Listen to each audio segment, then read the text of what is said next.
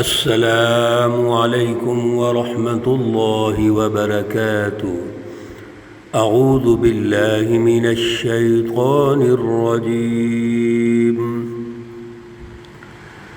بسم اللہ الرحمن الرحیم۔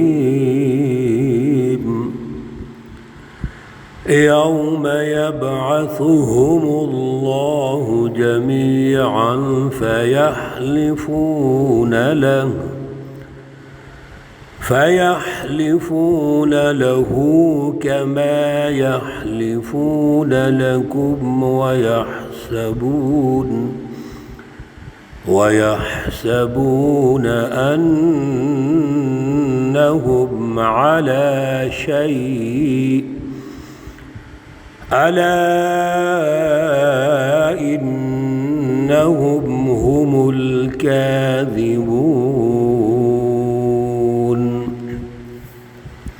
صدق اللہ العلی العظیم۔ اللہم صلی علی سیدنا ومولانا محمد النبی الأمی وعلى آلہ واصحابہ وبارک وسلم وصلی علیہ۔ معزز سامعین و سامعات، پارہ نمبر 28 سورۃ المجادلہ، آیات مقدسہ 28 تا 21 ہیں۔ اللہ رب العزت ان آیات کا فہم اور شعور عطا فرمائیں اور عمل کی توفیق اور صلاحیت عطا فرمائیں۔ گزشتہ درس میں اللہ رب العزت نے بہت اہم رہنمائی ارشاد فرمائی اور منافقین کا جو تجزیہ ہے وہ ارشاد فرمایا، ان کی سوچ، ان کے رویے، اور پھر ان کی جو مجالس ہیں اور انسانیت کے لیے اچھے اچھے لیبل لگا کر ان کو گمراہ کرنا ہے، یہ سب اللہ نے ارشاد فرما دیا۔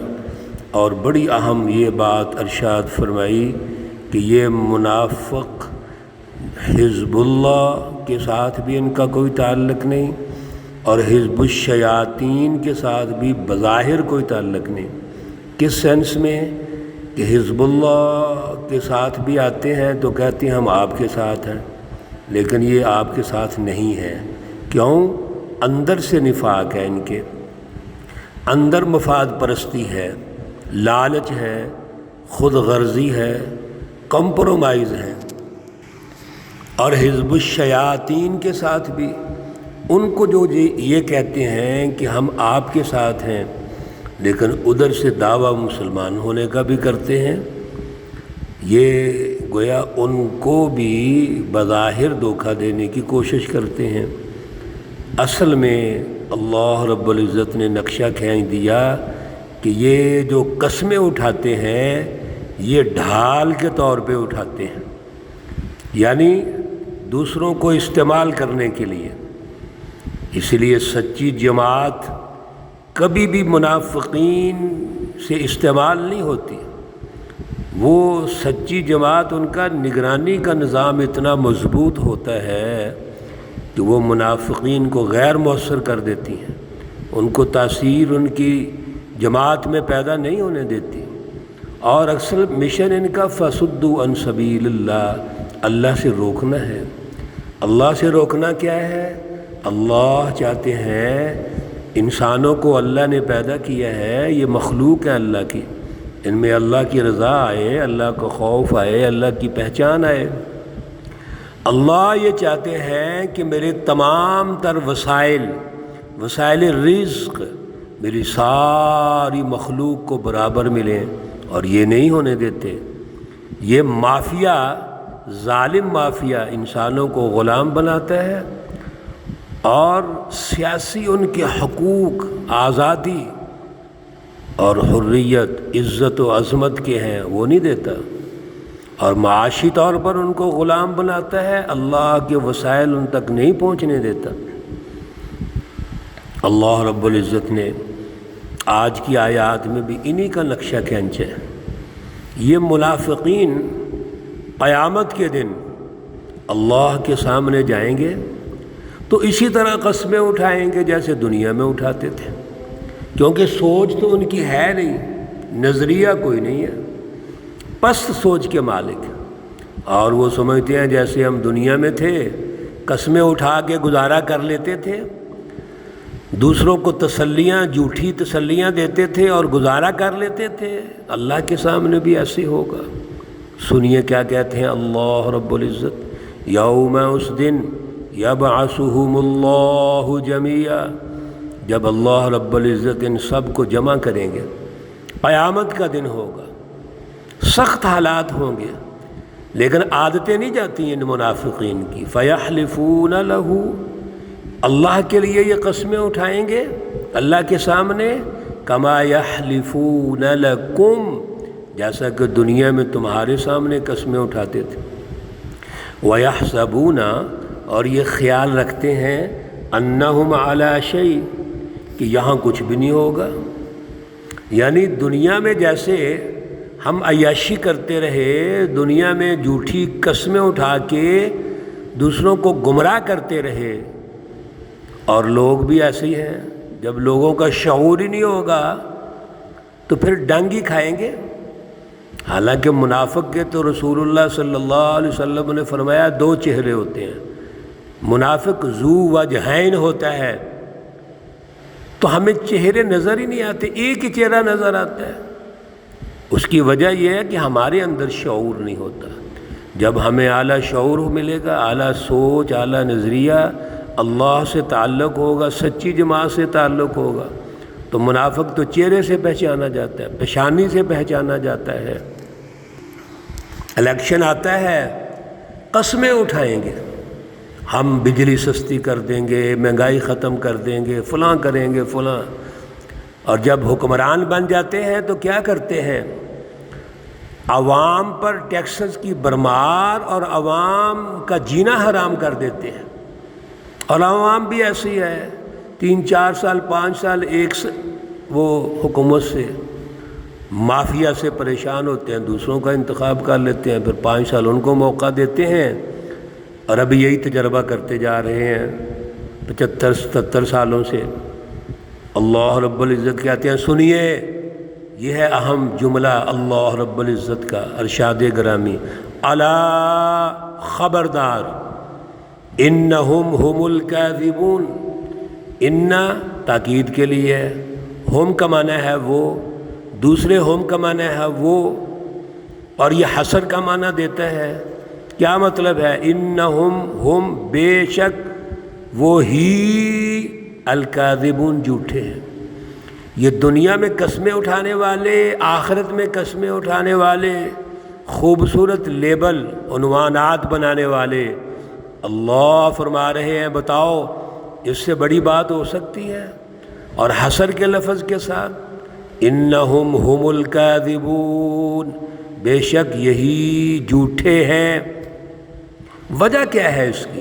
اللہ اگلی آیت میں ارشاد فرما رہے ہیں، سنیے توجہ سے، استحوذ علیہم الشیطان، قابو کر لیا، استحوذ کا معنی حضرت شیخ الہند مولانا محمود حسن صاحب، بڑا خوبصورت ترجمہ، قابو کر لیا ہے علیہم، ان پر، الشیطان، شیطان نے ان کو قابو کر لیا ہے۔ جو چیز قابو ہوتی ہے وہ اس کے باہر سے نہیں جا سکتی۔ یہ مافیا جو ہے نا، مافیا، شیطان اور شیطانی جماعتیں، انہوں نے ان کو قابو کر لیا، ٹیکسز لگا کے اور مہنگائی پیدا کر کے، لڑائیاں، فرقہ وریت پیدا کر کے، انتہا پسندی پیدا کر کے۔ جو شیطانی جماعتیں کسی قوم کو قابو کرتی ہیں، پیچھے آپ نے فرعون کا وہ سسٹم سنا ہے، بڑا تفصیل سے ہم نے عرض کیا تھا۔ وہ کیا کرتا تھا؟ لوگوں میں فرقہ وریت پیدا کرتا تھا، ایک طبقے کو امیر بنا دیتا تھا، عوام کو غریب بنا دیتا تھا، پھر لڑاتا تھا ان کو آپس میں۔ تو ہندوستان میں انگریز نے بھی یہی کیا ہے، ڈیوائیڈ اینڈ رول کی پالیسی اختیار کی۔ یہ انگریز شیطان نے آ کر ہمارے سسٹم تباہ کیا، ہماری زمین پر قبضہ کیا، اور پھر ہمیں لڑا دیا، اور ہم نے اس لڑائی کو قسمت سمجھ لیا کتنی عجیب بات ہے. وہ فرقہ واریت اور انتہا پسندی کو ہمارے مذہبی اسکالرز قسمت کہتے ہیں، حدیث پیش کرتے ہیں. او بھائی یہ تمام سازشیں شیطان کی ہیں، شیطانی جماعتوں نے قابو کر لیا ہے ان کو. پھر کیا ہوا سنیے، اللہ تو ایک ایک چیز کھول کے ارشاد فرما رہے ہیں فَأَنْسَاهُمْ ذِكْرَ اللَّهِ. پھر یہ سب اللہ کو بھول جاتے ہیں. جب قابو شیطان اور شیطانی جماعتوں کا ہوگا تو اللہ کو نام استعمال بھی کریں گے تو برائے دکھاوے کے لیے استعمال کریں گے. اللہ نے فرما دیا اولئک حزب الشیطان، یہ شیطانی جماعت ہے. بتائیں اس سے بڑی بات کی ہو سکتی ہے؟ یہ ہے شیطانی جماعت. اور پیچھے ہم تعارف کرواتے رہے ہیں حزب اللہ اور حزب الشیطان کا. تمام مشرکین، کفار اور منافقین یہ حزب الشیطان ہے. کون کہہ رہا ہے؟ اللہ کہہ رہے ہیں اولئک حزب الشیطان. اور اگلی بات سبحان اللہ، الا خبردار، دنیا والوں سن لو، پاکستان والوں بھی سن لو، الا خبردار. اللہ کہہ رہے ہیں ان حزب الشیطان، بے شک شیطانی جماعت جو ہوتی ہے، هم الخاسرون، یہ گھاٹے میں ہوں گے، یہ نقصان میں ہوں گے. کبھی بھی شیطانی جماعتیں کامیاب نہیں ہو سکتی. یہ ان کا لاؤ لشکر ہو، یہ مافیا، سیاسی ان کے حلیف، سب ناکام ہو جائیں گے. یہ اسی وقت تک کامیاب ہیں جب تک عوام کو شعور نہیں آتا، عوام سچی جماعت تیار نہیں کرتی. حزب اللہ جب تک تیار نہیں ہوتی یہ کامیاب ہوتے ہیں. جو ہی حزب اللہ تیار ہوگی یہ نقصان میں ہوں گے. رسول اللہ صلی اللہ علیہ وسلم نے سچی جماعت صحابہ تیار کر لی تو غزوہ بدر میں کیا ہوا؟ ان کو شکست ہوئی. دشمن حزب الشیاطین کے بڑے بڑے سردار مارے گئے. اور پھر آپ دیکھیے بڑے مختصر عرصہ میں سن 2 ہجری میں غزوہ بدر ہوا ہے اور سن 8 ہجری 6 سال بعد اللہ نے مکہ فتح عطا فرما دیا. اور وہ مکہ جہاں سے آپ کو نکلنے پر ہجرت پر جبر ہوا، مجبوراً ہجرت کرنی پڑی گئی، آج اللہ کا رسول صلی اللہ علیہ وسلم اور جماعت صحابہ 10,000 لشکر کے ساتھ حملہ آور ہوتے ہیں اور مکہ فتح کر لیتے ہیں. یہ ہے ریاست مکہ کی تشکیل. ریاست مدینہ کی تشکیل کے بعد ریاست مکہ تشکیل پاتی ہے. تو ہم الخاسرون، سارے شیطان رسول اللہ صلی اللہ علیہ وسلم کے سامنے کھڑے، بڑے بڑے مارے گئے، باقی کھڑے ہیں. میرے پیارے رسول اللہ صلی اللہ علیہ وسلم نے اس شیطانی جماعت کے نظام کو چینج کر دیا اور اللہ کا گھر بھی آزاد ہو گیا. اگلی آیات انشاءاللہ کل ڈسکس کریں گے. اللہ رب العزت ہمیں اعلیٰ شعور اور اعلیٰ فہم عطا فرمائے، اعلیٰ صلاحیت عطا فرمائے. اللہ رب العزت تمام مرحومین و مرحومات کو جنت الفردوس میں اعلیٰ مقام عطا فرمائے. اللہ رب العزت تمام بیماروں کو شفائے کاملہ عاجلہ مستمرہ عطا فرمائے. ربنا تقبل منا انك انت السميع العليم وتب علينا انك انت التواب الرحيم. وصلى الله تعالى على النبي الأمي محمد وعلى آله وأصحابه أجمعين برحمتك يا أرحم الراحمين. السلام علیکم ورحمۃ اللہ وبرکاتہ.